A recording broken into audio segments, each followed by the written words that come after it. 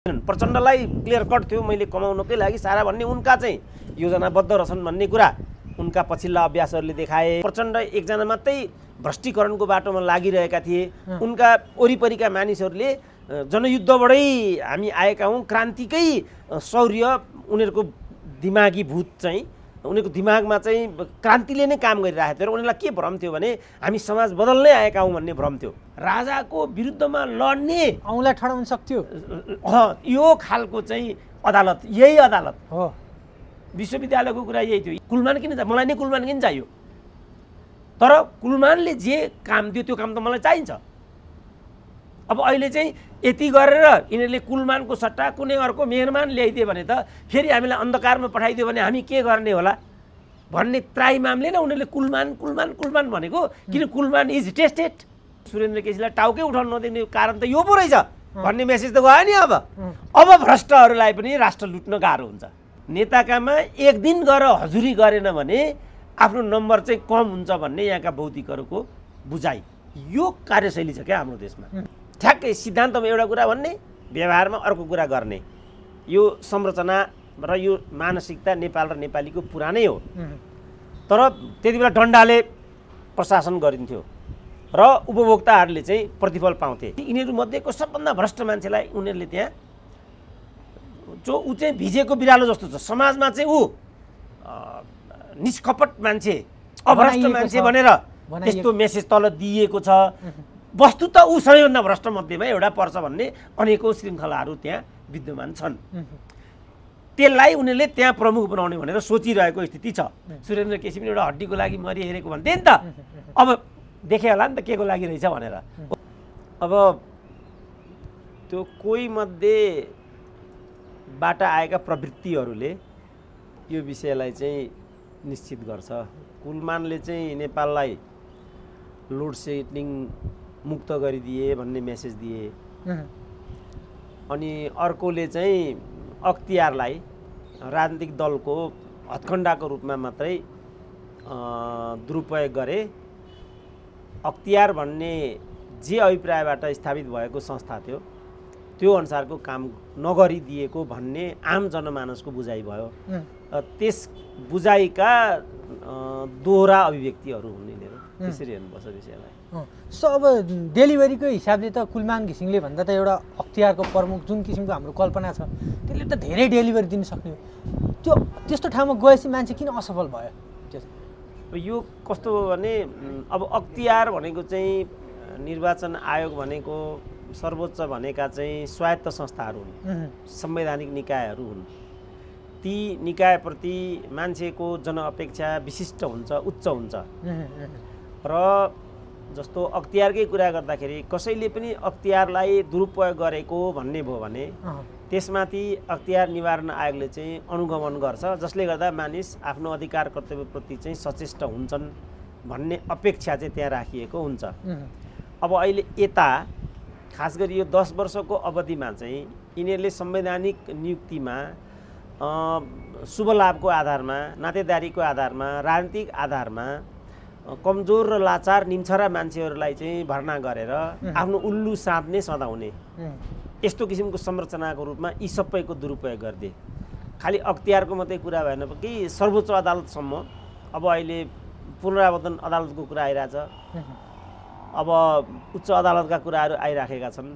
ती कुनै पनि न्यायाधीशले चाहिँ न्यायका उपभोक्ताहरूलाई चाहिँ सही न्याय दिन नसकेको, न्यायको सही निरूपण हुन नसकेको, ढिला सुस्ती हुन पुगेको। 2 वर्ष 3 वर्षमा राजाका पालामा कस्तै मुद्दाले पनि किनारा पाउँथ्यो र राजाकै विरोधीहरूले पनि ती अदालतहरूबाट चाहिँ न्याय पाउँथे।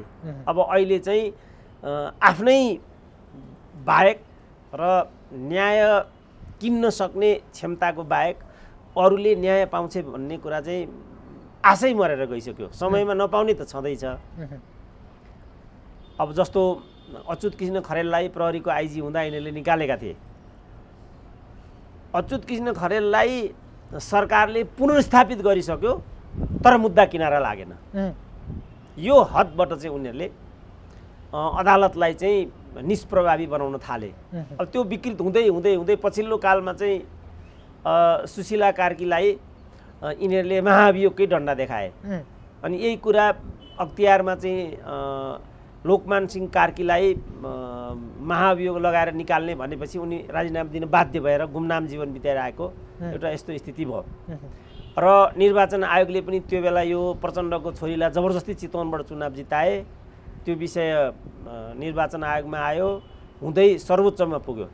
अनि सर्वोच्चले चाहिँ प्रचण्डकै छोरीको फर्ममा निर्णय गरिदिने शर्तमा पछि तिमीलाई प्रधान न्यायाधीश बनाउला भनेर त्यस्तो खालको निर्णय गराए। पछि दीपक राज जोशीलाई बलिको बोको बनाएर प्रधान न्यायाधीशबाट बेदखल गरिदिए र आफ्नो एउटा चट्टाबट्टालाई ल्याएर चोलेन्द्रभन्दा अगाडि त यो विधिबाट उनीहरूले संवैधानिक निकायहरूलाई चाहिँ आफ्नो एउटा खल्तीको सामान बनाए र आफ्नो इसारा अनुसारको निर्णय गरिदिने। अब अहिले त सर्वोच्च अदालतको हकमा के भन्छन् भने 15-20 वर्षको लागि त्यो सर्वोच्चको प्रधान न्यायाधीशको जुन पोस्ट हो त्यो अकुपाइड छ भन्छन्। प्याक एकदम यो यो यो यो यो गर्दै गर्दै उनीहरूले चाहिँ खल्तीको, किनभने यिनीहरूले के देखे भने यो बिचमा यिनीहरूले के अनुभव गरे भने सर्वोच्च अदालत अथवा सैनिक अदालत मतलब सैनिक संरचना यी चाहिँ एउटा ठुलो शक्ति केन्द्रको रूपमा रहेछन्। यी आफ्नो अनुकूल नहुँदासम्म निष्कण्ठ शासन गर्न नपाइँदो रहेछ भन्ने चाहिँ दलीय नेताहरूले अनुभूत गरेको परिणाम अहिले चाहिँ यिनीहरूको स्वार्थको कालो छाया यी निकायहरूमा चाहिँ मडारिन थाल्यो। त सर्वोच्च यिनीहरूले एउटा निर्णय गर्ने सर्वोच्चले बदर गरिदिइहाल्ने। यो भएपछि यिनीहरूले कसरी सर्वोच्चलाई चाहिँ आफ्नो खल्तीको चिज बनाउने भन्नेमा यिनीहरूले ध्यान केन्द्रित गरिसकेपछि अहिलेको जो यो संरचना छ यो संरचनाले सबभन्दा ठुलो गणतन्त्रको कुरा गर्ने नरहरि आचार्यको पालामा बनेको संरचना हो सर्वोच्चको। अहिलेका जो प्रधान न्यायाधीश छन् ठ्याक्कै उनले नियुक्त गरेको हो। अब तपाईँ कल्पना पनि गर्न सक्नुहुन्न कि त्यो तहको मान्छे कुनै पनि देशको चाहिँ प्रधान न्यायाधीश हुन्छ भनेर तपाईँ कल्पना पनि गर्न सक्नुहुन्न, तर तपाईँ पाउनुहुन्छ त्यस्तो। त्यसपछि यस्ता कुराहरू भएर अहिले संवैधानिक जसरी नेताहरूको कुनै प्रतिष्ठा छैन समाजमा, संवैधानिक निकायका पदाधिकारीहरूको पनि त्यस्तै खालको हुर्मत छ अहिले। र तपाईँ जुन अहिलेको घिमिरे कि के भन्नु नवीन घिमिरेको हकमा जे किसिमको एउटा सस्तो प्रचारबाजी र बदनामी भइराखेको छ त्यो त्यसैको धोत हो। उनीहरूलाई काम गर्नलाई अलिकति अलि संरचनागत समस्याहरू पनि छ कि जस्तो अब भ्रष्टाचार त झन् दिनदिनै बढाइ छ। यो सरकार गठन भएपछि पनि पहिलादेखि नै उहाँहरूको नियुक्ति भइसकेपछि बढाइ छ। तर उहाँले चाहिँ काम गर्न किन सक्नु भने डाक्टर साहब म तपाईँलाई एउटा हाइपोथेटिकल प्रश्न गर्छु कि त्यो एउटा व्यक्ति सुरेन्द्र केसीको रूपमा त्यो ठाउँमा पुग्यो भने चाहिँ काम गर्न सक्छ या सक्दैन, त्यो कति गाह्रो छ यहाँको संरचनाले कि नचाहेको हो? त्यो गाह्रो पनि छ, तर गाह्रोलाई चाहिँ सजिलो बनाउने हिम्मत भयो भने जस्तो कुलमान यही संरचनाभित्रका होइनन् त, गरेर देखाए नि त। डाक्टर सन्दु कुरुहित यही संरचनाभित्रका हुन् नि त। आँखा अस्पतालले गर्न सक्ने, वीर अस्पतालले गर्न सक्ने भन्ने कुरा त केही छैन होला नि त। कसरी गर्न सके त सन्दु कुरुहितले त्यहाँ, होइन? अब गर्न नसकिने भने साह्रो चाहिँ हुन्छ, त्यो कुरा सत्य हो। जस्तो म आफै पनि क्याम्पस चिफ भएको थिएँ पञ्चायत कालमा। 100% मानिसहरू राजनीतिक कुरा गर्ने, 100% चरित्र गलत हुने उनीहरूको। ठ्याक्कै सिद्धान्तमा एउटा कुरा भन्ने, व्यवहारमा अर्को कुरा गर्ने। यो संरचना र यो मानसिकता नेपाल र नेपालीको पुरानै हो। तर त्यति बेला डन्डाले प्रशासन गरिन्थ्यो र उपभोक्ताहरूले चाहिँ प्रतिफल पाउँथे। पठन पाठन राम्रो हुन्थ्यो। युनिभर्सिटीको कुरा गर्दा टिचिङ हस्पिटलकै कुरा गरौँ न, त्यही बेलाको संरचना हो। अब लोड सेडिङ भनौँ न, म आफै पनि नेपाल लोड सेडिङ मुक्त होला भनेर मैले कहिले पनि सोचेको थिइनँ। तर बिचारा राजाले बनाइदिएको विद्युतीय संरचना हो नि त, यति एउटा पनि गर्न सकेको रहेनछ भन्ने लाग्थ्यो, मलाई नै पनि लाग्थ्यो। तर तीभित्र सम्भावना त रहेछ नि त। त्यही संरचनालाई, त्यही 17 घन्टाको लोड सेडिङलाई कसरी लोड सेडिङ मुक्त गराइदिए त कुलमानले? हुँदो रहेछ नि त। त्यस कारणले हुँदैन भन्ने कुरा चाहिँ होइन, तर हुन्छ भन्ने एउटा इच्छा शक्तिले काम गर्ने प्रतिबद्धता भएको व्यक्ति त्यहाँ पुग्यो भने ठुलो फरक पर्छ। एउटा मान्छेको कारणले, जस्तो लोकमानले नै पनि अख्तियार छ भन्ने मेसेज समाजमा फाल्न सकेका थिए नि त। अन्तिम समयमा त उनी ठुलै माछाको समात्ने दाउमा पनि थिए। त्यसपछि तिनलाई त्यो किसिमको त्यसपछि यस्तो भयो। त्यसपछिको समस्या के भयो भन्दाखेरि नेपालमा सबै पदहरू चाहिँ किन्न पाइन्छ। पैसाले पद किनिसकेपछि त अनि आफ्नो लगानी त उठाउनु पर्यो, त्यसपछि कुरा बिग्रिन थाल्छ। अब जस्तो कुलमानलाई मलाई लाग्छ कुलमानले त्यो पद नकिनिकन नै गएको हुनुपर्छ, किन त्यो जनार्दनहरूले प्रचण्डहरूले नै नियुक्ति गरेको। त्यति बेला माओवादी त्यति भ्रष्ट भइसकेको थिएन होइन, खालि प्रचण्ड एकजना मात्रै भ्रष्टीकरणको बाटोमा लागिरहेका थिए। उनका वरिपरिका मानिसहरूले जनयुद्धबाटै हामी आएका हौँ, क्रान्तिकै शौर्य उनीहरूको दिमागी भूत चाहिँ उनीहरूको दिमागमा चाहिँ क्रान्तिले नै काम गरिरहेको थियो र उनीहरूलाई के भ्रम थियो भने हामी समाज बदल्नै आएका हौँ भन्ने भ्रम थियो। साना केटाहरू जो मन्त्री सन्त्री यस्ता भएकालाई हामी भ्रष्टाचार गर्न आएका हौँ भन्ने उनीहरूले सोचिरहेका थिएनन्। प्रचण्डलाई क्लियर कट थियो मैले कमाउनकै लागि सारा भन्ने, उनका चाहिँ योजनाबद्ध रहेछन् भन्ने कुरा उनका पछिल्ला अभ्यासहरूले देखाए। तर उनका मन्त्री सन्त्री जुन केटाकेटी सानातिना हुन्छन् उनीहरूलाई यो किसिमको नोहाउ थिएन र जनार्दनले मलाई लाग्छ राम्रो अभिप्रायबाट नै कुलमानलाई छनौट गरेका थिए, ठ्याक्कै राम्रो परिणाम आयो। अब अहिले पनि त त्यो ठाउँमा त ठ्याक्कै प्रचण्डै छन्, त्यो ठाउँमा ठ्याक्कै जनार्दनको ठाउँमा अनन्त छन्, अनि प्रचण्डको ठाउँमा त प्रचण्डै छन् नि। तर कुलमानलाई नियुक्ति गर्ने दोहोऱ्याएर नियुक्ति गर्ने कुरा कसरी फलामको चिउरा भयो त? अब अहिलेसम्ममा उनीहरू किनभने पूर्णतः भ्रष्टीकरण भइसकेका छन्। त त्यो भएको हुनाले यी पदहरूलाई चाहिँ एउटा देश र जनताको पक्षमा पारौँ भन्दाखेरि पार्नै नसकिने भन्ने कुरा चाहिँ होइन, तर सजिलो छैन, यो कुरा चाहिँ सत्य नै हो। डाक्टर साहब, म तपाईँलाई एउटा हाइपोथेटिकल मात्रै प्रश्न गर्छु। जस्तो अब अहिलेको मुख्य समस्या आम जनताले चाहिँ देखेको मुख्य समस्या एउटा भ्रष्टाचारको जड हो। त्यो भ्रष्टाचारलाई सरकारी तौरबाट कानुन त निमित्यान्न पार्नको लागि एउटा संवैधानिक आएको अख्तियार प्रमुख सुरेन्द्र केसी एउटा अख्तियारको प्रमुख भयो भने कतिसम्म गर्न सक्थ्यो डाक्टर साहब? म गएँ भने जस्तो अख्तियारमा अहिले म गएँ भने खाली पनि छ, अहिले म गएँ भने यिनीहरूको म निद चाहिँ हराम गरिदिन्छु, त्यो पक्का हो। तर 1-8 वर्षमै उनीहरूले मलाई महाभियोग लगाएर लोकमान बनाइदिइहाल्छन्, त्यो पनि पक्का हो। किनभने यिनीहरूको कुकर्मलाई वैधानिकता दिने निकायहरू भए, संवैधानिक निकायहरू अहिले आएर। जस्तो बालुवाटारकै प्रकरणको कुरा गरौँ न, बालुवाटार प्रकरणमा त यिनीहरू नै संलग्न छन् नि। देशको मुख्य सचिव लगायत अनि सत्तासीन दलको महासचिव लगायत दुईवटा प्रधानमन्त्रीहरू संलग्न भएर भएको कुरा हो नि त बालुवाटार। अब मानिलिउँ म अख्तियारमा छु भने त यी जम्मै लगेर कोच दिन्छु नि त म, त्यसपछि मेरो हालत के हुन्छ त? त्यसपछि मेरो हालत लोकमानको हुन्छ, सुशीला कार्कीको हुन्छ, नवराज सिलवाललाई यिनीहरूले कसरी लखेटे त? अब यिनीहरूको के हिसाब किताब छ भने कम्प्लिट भागबन्डा गर्ने अहिले नै अब हुने नियुक्तिको प्रोजेक्सन हामी अगाडि लिएर आउँ न त। यिनीहरू मध्येको सबैभन्दा भ्रष्टाचारलाई संरक्षण गर्ने मान्छे अब त्यहाँको प्रमुख हुन्छ, ग्यारेन्टी लेखेर राख्नु तपाईँ। तर उसको समाजमा उसको छवि चाहिँ अभ्रष्ट भन्ने पारिएको छ, त्यो योजनाबद्ध हो। फेरि भित्रबाट सबैभन्दा भ्रष्ट हुन्छ ऊ। जस्तो अहिले नवीन जोशी कि के भन्नु घिमिरे भन्नु, उनको कुरा त्यही हो। पहिला एकदम स्वच्छ छविको भन्थे, आश पनि गरे। त्यो ठुलो भ्रम हो नि त, यिनी आफै एकजना सम्धिका सम्धि हुन् नि त। यिनीहरू कम नेपाली जनतालाई थाहा छ नि त यो कुरा। अहिले ईश्वर पोखरेलको सम्धि भनेर हाम्रो उपेन्द्र कोइरालालाई कतिको लखेटे त यिनीहरूले। सम्धि त उनी मात्रै होइन नि, अरू पनि सम्धि छन् नि त। यहाँ प्राधिकरणमै रामचन्द्रका सम्धि थिए, सम्धि भन्दा अरूको त नियुक्ति नै हुँदैन नि यहाँ कहीँ पनि। तर अब हामीले कसको सम्धि हो भनेर पर्खेल्न चाहिँ सक्नुपर्छ। कोही चाहिँ मुसो त्यो भिजेको बिरालो जस्तो म्याउ म्याउ म्याउ गर्ने। एकचोटि म मोदनाथ प्रस्थितसँग बागबजारमा हिँड्दै थिएँ, एउटा मान्छे चाहिँ जिपमा, सेतो जिपमा उताबाट आयो, हामी यताबाट आइरहेको थियौँ, उताबाट त्यो जिप आयो। हामीलाई देख्ने बित्तिकै त्यो जिप ऊ परे रोक्यो र हजुर गर्दै यस्तो गर्दै आयो। अनि आयो अनि भरे त के रहेछ भने त्यो सिटिबिटी भन्नेको चाहिँ निर्देशक रहेछ यो मान्छे, र एक समयमा मोदनाथ शिक्षा मन्त्री हुँदा नियुक्ति गरेको रहेछ उसलाई। त्यस्तो अनुग्रह हुन्छ क्या कर्मचारी भन्नेको त स्वाभिमान नै चाहिँ जुत्तामा लगेर बसेको हुन्छ क्या। किनभने ढोगेरै उनीहरूले चाहिँ त्यो पद हासिल गर्नुपर्छ भन्ने र अनि मन्त्रीलाई प्रसन्न बनाएर चाहिँ 7 पुस्ते जोड्नुपर्छ भन्ने चाहिँ अब लीलामणि पौडेल जस्तो मान्छे बालुवाटारमा फसेकोबाट यत्रो अहिले हामीले आलोचना गरे, एक शब्द बोल्दैनन् नि उनी, किन फेरि उनलाई राजदूत हुनुहुन्छ। किनभने प्रचण्ड प्रधानमन्त्री हुने बित्तिकै फेरि उनी त अमेरिकाको राजदूत भइहाल्छन्। एकपल्ट मेरो एउटा किताबको ठुलो किताबको मेरो एउटा विमोचन थियो, मैले एउटा राजदूत भइसकेको मान्छेलाई पनि मेरो साथी भएको हुनाले मेरो एउटा यस्तो किताबको विमोचन छ, तपाईँलाई आइदिनु पर्यो भनेर निम्तो गरेँ।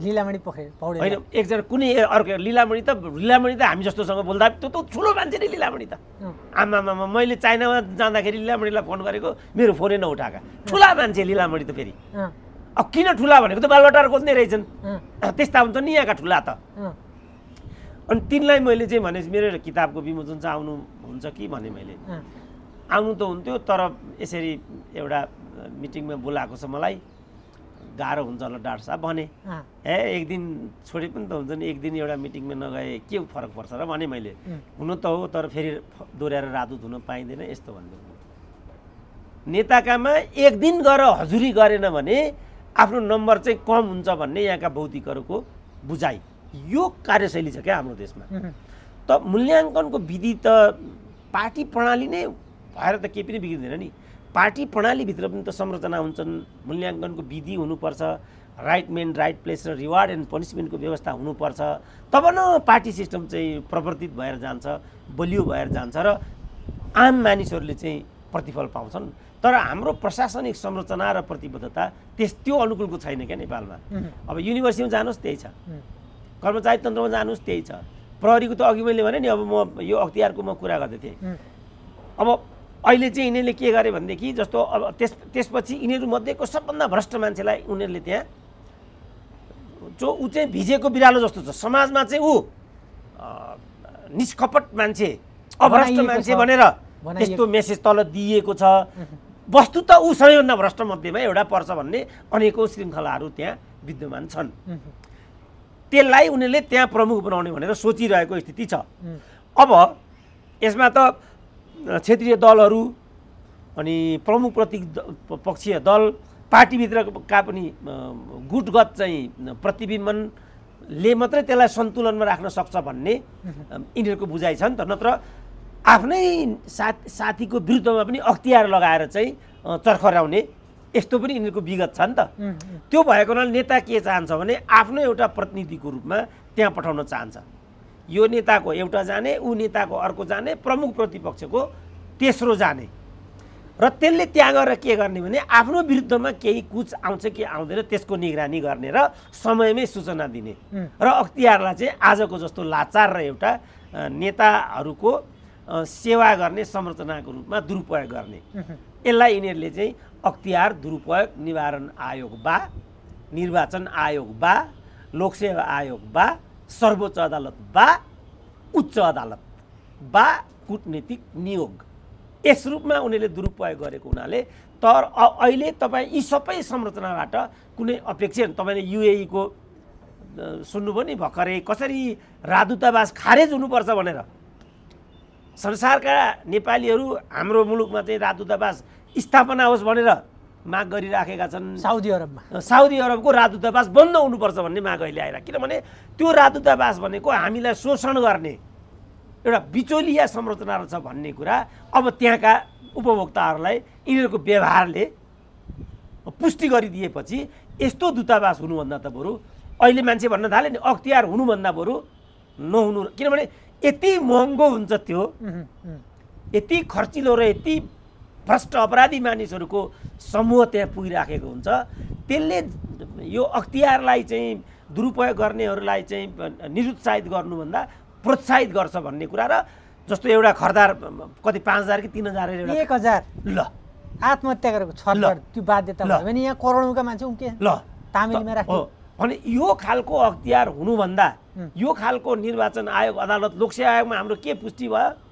लोग्नेको कपी स्वास्नीको कपी लोग्नेले काटेको छोरीको कपी बाबुले काटे पुष्टि भयो नि त किनभने खुल्ला भागभण्डाको आधारमा चाहिँ लोकसेवामा मान्छेहरू नियुक्त हुन्छन् मधेसीको कोटा भनेपछि एउटा हालिदिएको छ काङ्ग्रेसको कोटा भने अर्को हालिदिएको छ फलानाको महिलाको कोटा भने अर्को हालिदिएको छ बाबुरामले त हुँदा हुँदा आफ्नो जेठी चाचुले लगेर राखिदिए त्यहाँ अब भर्खर मैले के थाहा पाएँ भनेदेखि यो बाबुरामले त जेठी सासूहरू मात्रै त्यहाँ लगेको भन्ने कुरा मलाई सूचना थियो 5 दिन अगाडि मलाई अर्को एउटा सूचना के आइलाग्यो भनेदेखि यो गरिबी निवारण सहकारी मन्त्रालय अन्तर्गतको गरिबी निवारण कोष भन्ने जुन संस्था थियो त्यो संस्थाको संस्थापक उपाध्यक्ष त बाबुरामले आफ्नो भाइ बुहारी बनाएको रहेछ जेठी सासूहरूको कुरा मात्रै मैले सुनेको थिएँ भाइ बुहारीलाई बनाएको रहेछ यिनले जब बाबुरामको सरकार गयो त्यसपछि बाबुरामले आफ्नो भाइ बुहारी राखेको ठाउँमा रामचन्द्रले आफ्नो छोरै लगेर राखिदिए अनि त्यसमा चित्रबहादुर केसी गइसकेपछि आफ्नो एउटा आफन्तलाई लगेर फेरि राखिदिएपछि रामचन्द्र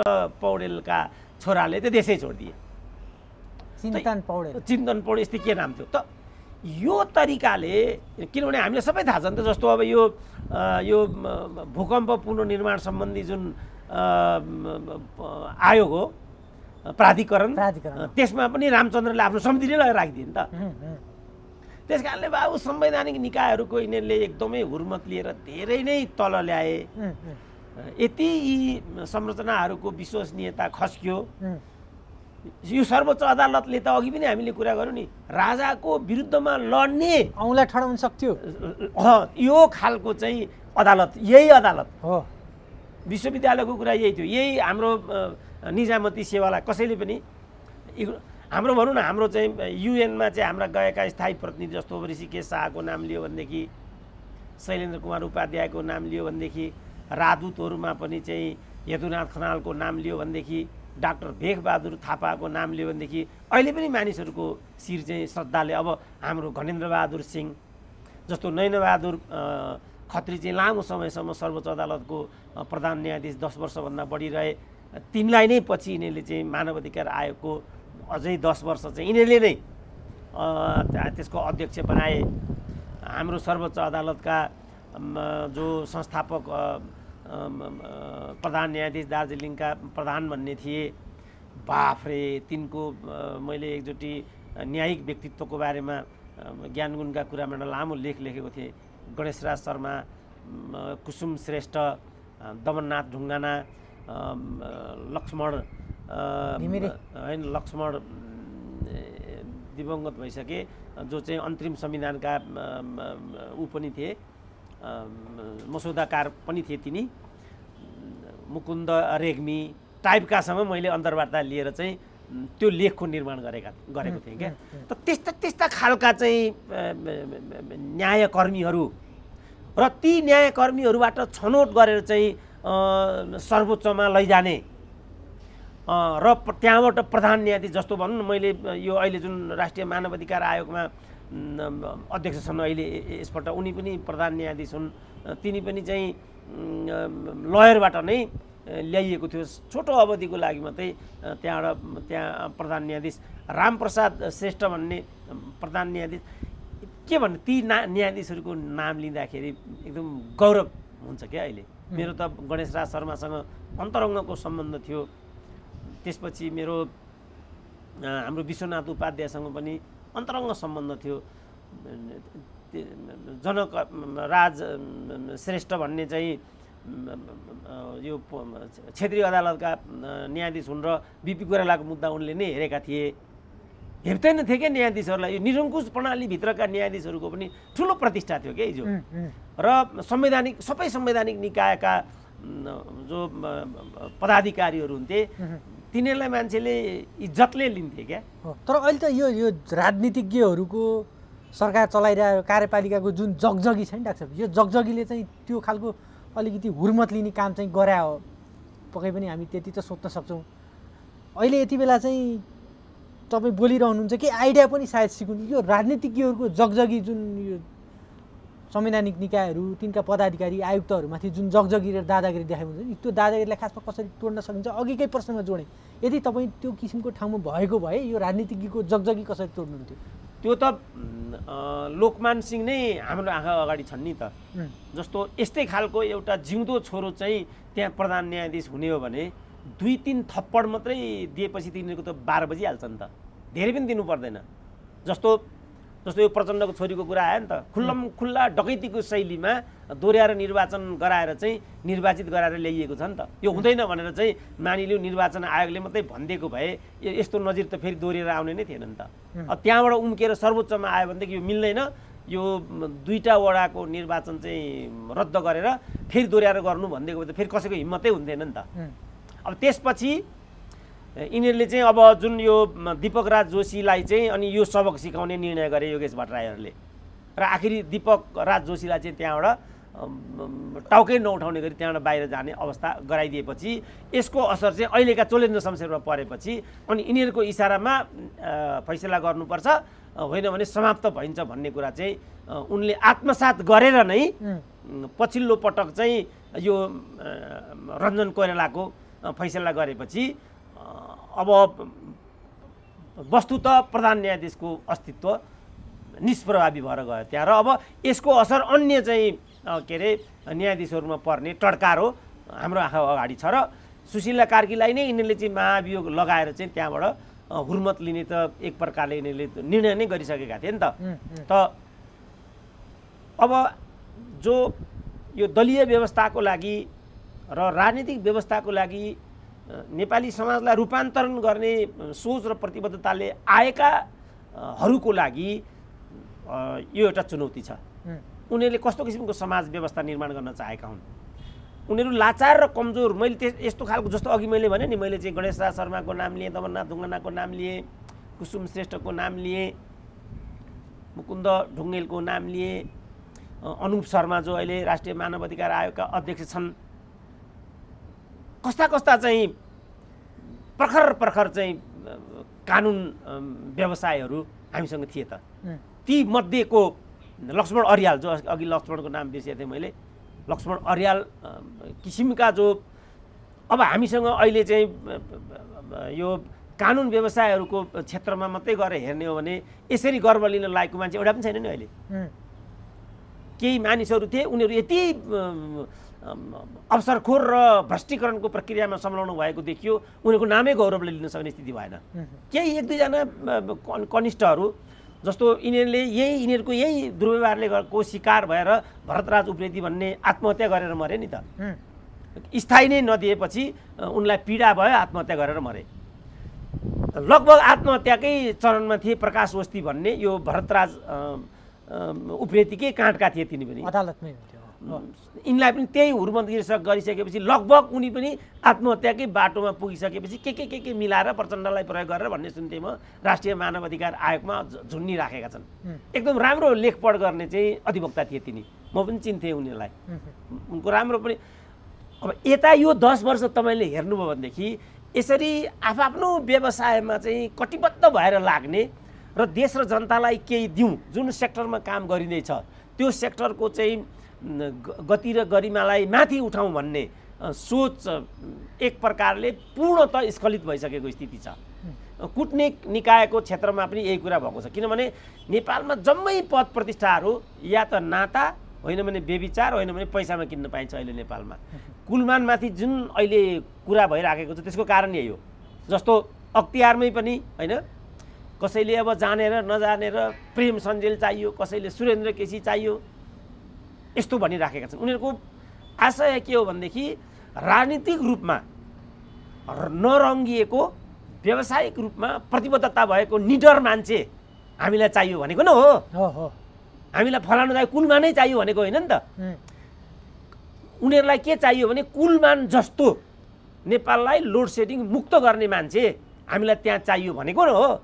आम मान्छेलाई के डर छ भने कुलमानलाई त्यहाँबाट लखेटेर एउटा मरेको त्यो मुकुन्द काफ्ले कि कोनी के भन्ने लाचार, कोनी के अर्जुन कार्की जस्तो भ्रष्टलाई त्यहाँ ल्याएर फेरि हामीलाई लोड सेडिङको 17 घन्टे लोड सेडिङको गर्तमा डुबाइदियो भने त हामी बर्बाद हुन्छौँ भन्ने त्राही मामले नै उनीहरूले कुलमान कुलमान कुलमान भनेका हुन्।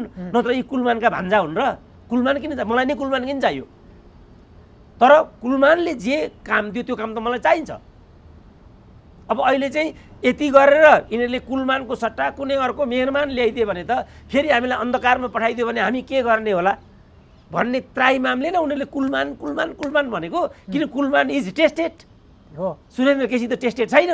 भोलि सुरेन्द्र केसी आएर फेरि अन्धकारमा हालिदियो भने त हामी के गरौँ भन्ने पिर छ यहाँ मान्छेलाई।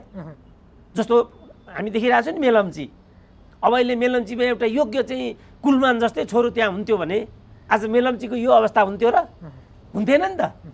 यो चाहिँ एउटा दृष्टान्त। अहिले विश्वविद्यालयको कुरा यही छ, टिचिङ वीर हस्पिटलको कुरा यही छ। त मान्छेको चाहना चाहिँ त्यो प्रवृत्तिका लागि हो, कुलमानका लागि होइन क्या।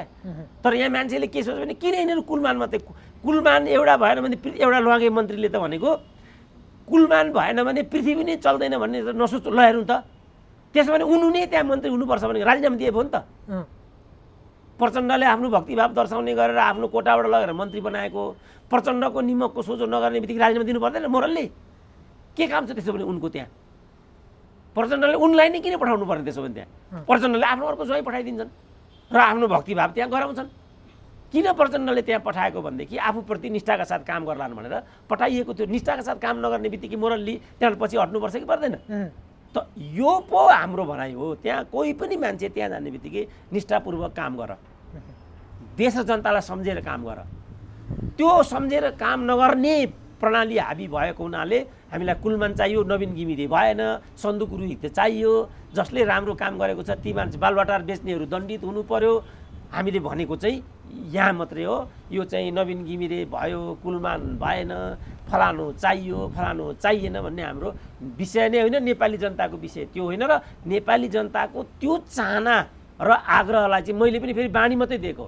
मेरो यीसँग कुनै लेनदेन छैन, यी घिमिरेसँग पनि केही लेनदेन छैन, कुलमानसँग पनि मेरो कुनै लेनदेन छैन, लीलामणि छैन, कुनै चिन्जान छैन मेरो। तर यिनीहरूले त्यो पदमा बस्दाखेरि गरेको जुन बेइमानी छ, लाचारी छ, अकर्मण्यता छ, त्यो चाहिँ नेपाली जनताको कर खाने मान्छेले गर्ने हैसियत राख्दैनन्। त्यसलाई चाहिँ जनसमक्ष ल्याउनुपर्छ भन्ने अभिप्रायले मात्रै जति जति ठाउँमा जस्तो यो आयल निगम लगायत, वाइट बडी लगायत, 38 क्विन्टल लगायत जे चरम ठुला अपराधहरू हुन्, ती सबै अपराधलाई त उन्मुक्ति दिनेतर्फ घिमिरे त जाते गरिहाले नि त।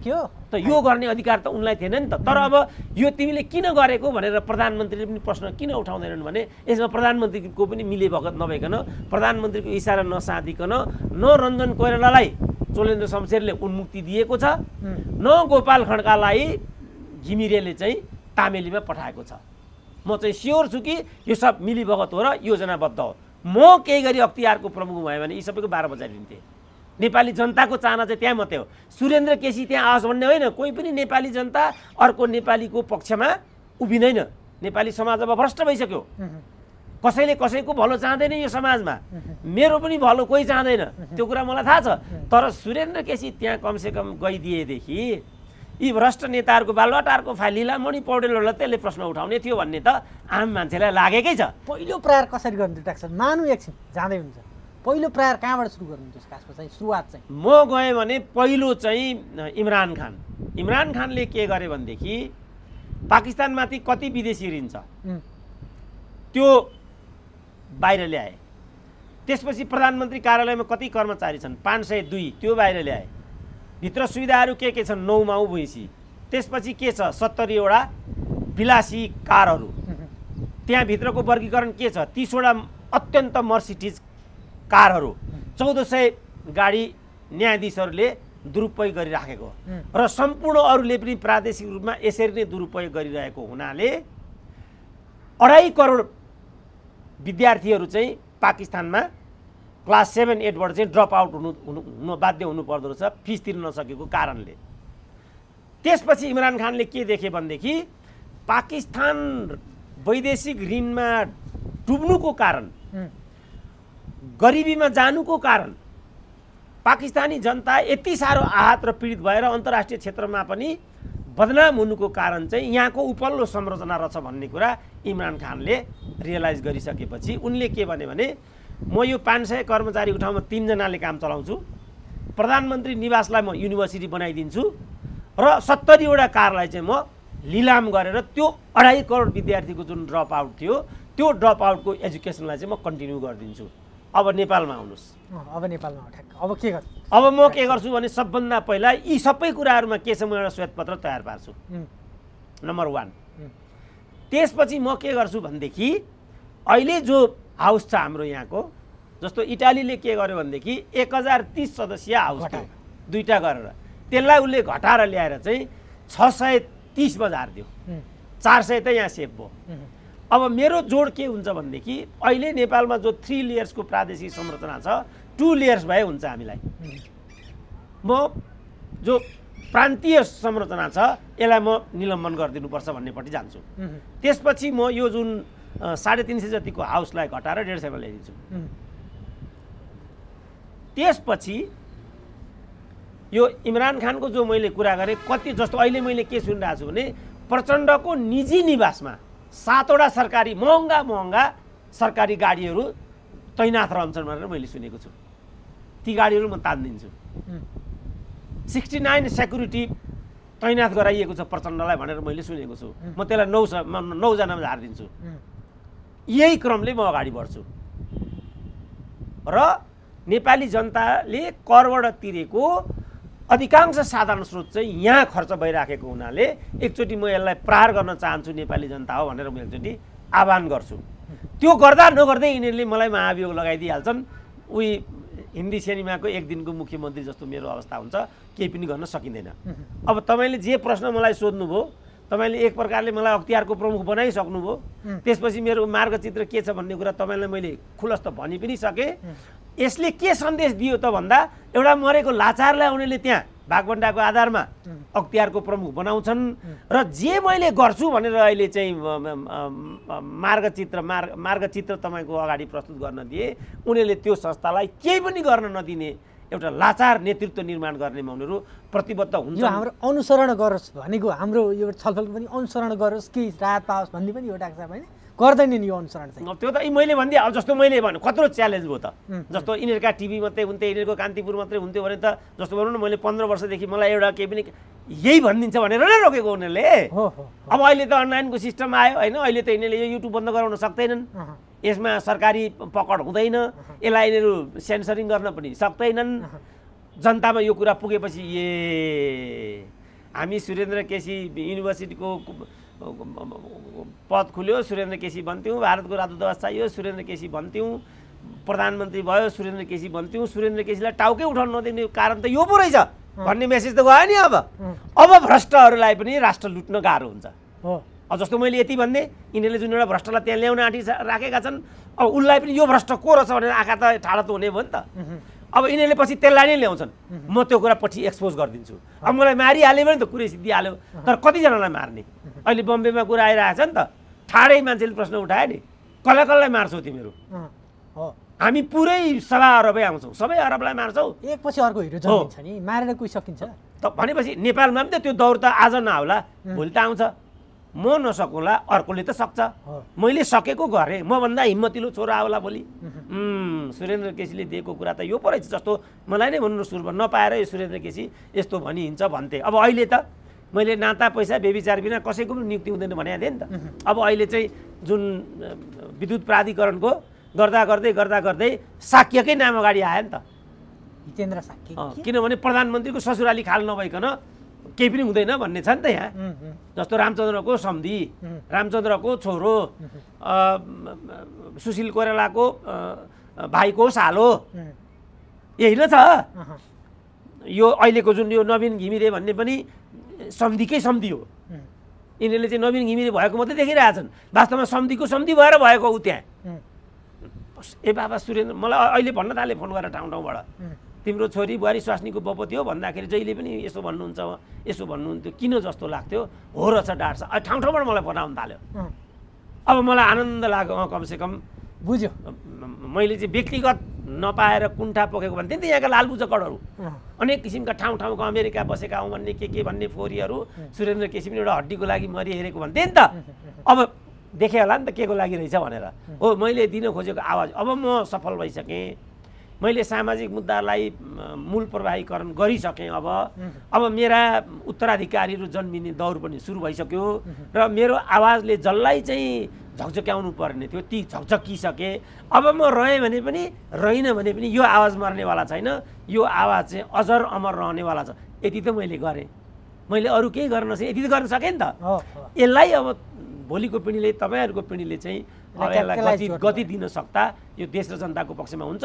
मेरै उमेरमा त परिवर्तन के पो आउला र कमसेकम 100 वर्ष लाग्छ भन्ने मेरो अनुमान छ। तर विषय प्रवेश त भयो नि, त यो प्रक्रियालाई अगाडि लैजानुपर्छ र यी भ्रष्टहरूलाई, यी समाज विरुद्धहरूलाई, यी स्वार्थीहरूलाई, शहीदको सपनालाई, पूर्वजहरूको चाहिँ त्याग र बलिदानलाई दुरुपयोग गर्नेहरूलाई कठघरामा ल्याउनै पर्छ र नेपाली समाजलाई रूपान्तरणको प्रक्रियामा लानै पर्छ भन्ने अभिप्रायले कृत सङ्कल्पित भएर म यहाँ उभिएको हुँ। म अहिले पनि नेपाली जनमानसलाई भन्छु, यो पदसँग सम्बन्धित विषय छैन। मैले पद पाए पनि नपाए पनि, म पद गए पनि मैले गर्ने यही हो। गएँ भने पनि, किनभने मेरै देश हो, म यही देशको नागरिक हुँ र मेरो ल्याकतले भएको कुनै ठाउँमा म गएँ भने के अन्यथा हुन्छ र? तर अन्यथा के हुन्छ भने यदि मैले यिनीहरूकै नै जस्तो त्यहाँ गएर यो पदलाई दुरुपयोग गरेर त्यो पदलाई नै हुर्मत लिने काम गरेँ भने त्यो चाहिँ अक्षम्य हुन्छ। त्यस्तो बेलामा नेपाली जनताले मलाई जसरी दण्डित दिए पनि मलाई त्यो स्वीकार्य हुन्छ र स्वीकार्य नभए जबरजस्ती पनि मलाई दण्डित गर्नुपर्छ। म आफूले पाउने दण्ड म आफै आह्वान गर्छु, तर के भने देश र जनताको हितको प्रतिकूल चाहिँ हामी कसैले पनि केही गर्नु हुँदैन भन्ने मेसेज चाहिँ मैले मुख्य रूपमा दिन चाहेको हो। हस् डाक्टर, धन्यवाद। धन्यवाद।